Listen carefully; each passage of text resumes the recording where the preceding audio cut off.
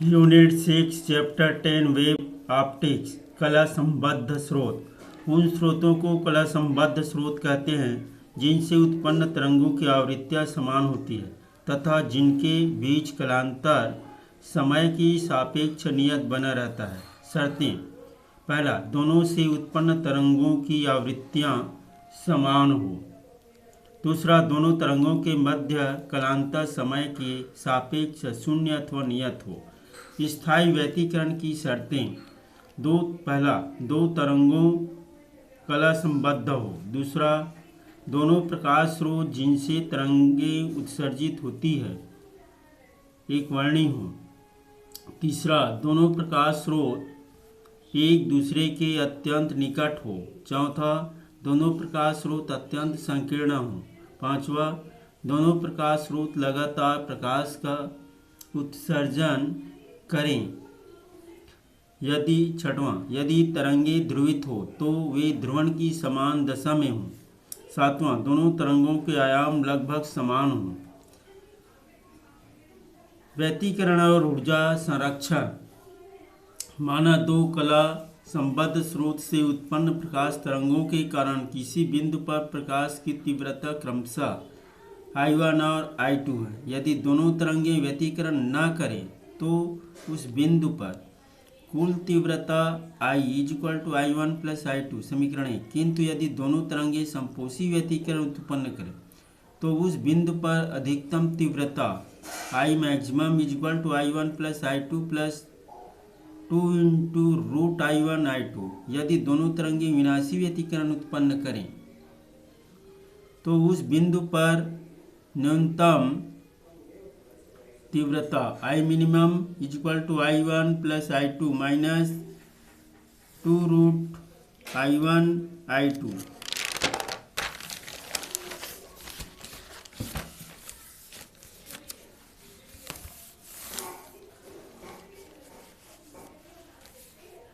औसत तीव्रता I = I1 + I2। IAV = I1 + I2 + 2 √I1 I2 + I1 + I2 - 2 √I1 I2। IAverage = 2 I1 + I2 या IAV = ½ 2 I1 + I2 या average = I1 + I2। व्यतिकरण की परिघटना ऊर्जा संरक्षण के नियम के अनुकूल है। आंकिक प्रश्न: तीसरा, यंग के द्यूस्लिट प्रयोग में झिर्रियों के बीच की दूरी 0.28 मिलीमीटर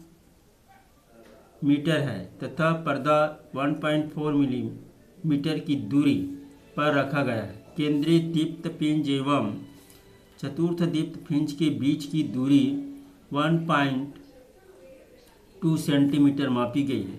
प्रयोग में उपयोग किए गए प्रकाश की तरंग दैर्ध्य ज्ञात कीजिए। हल दिया है D = 0.28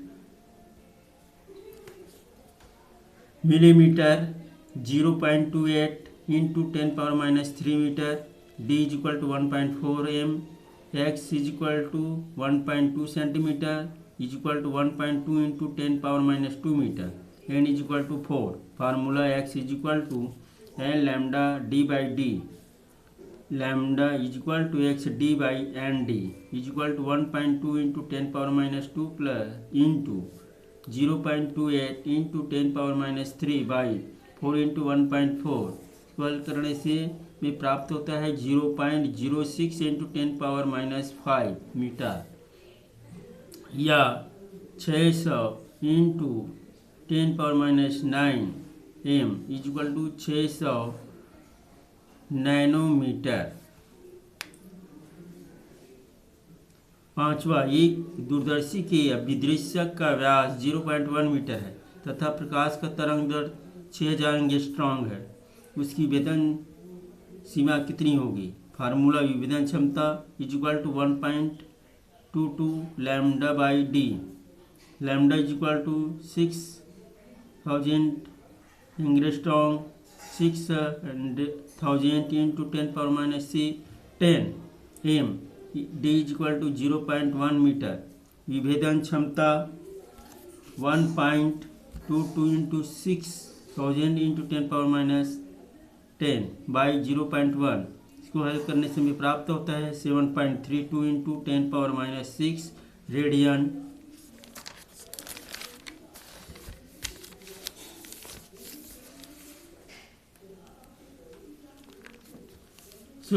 अगला टॉपिक है सूक्ष्मदर्शी की विभेदन क्षमता।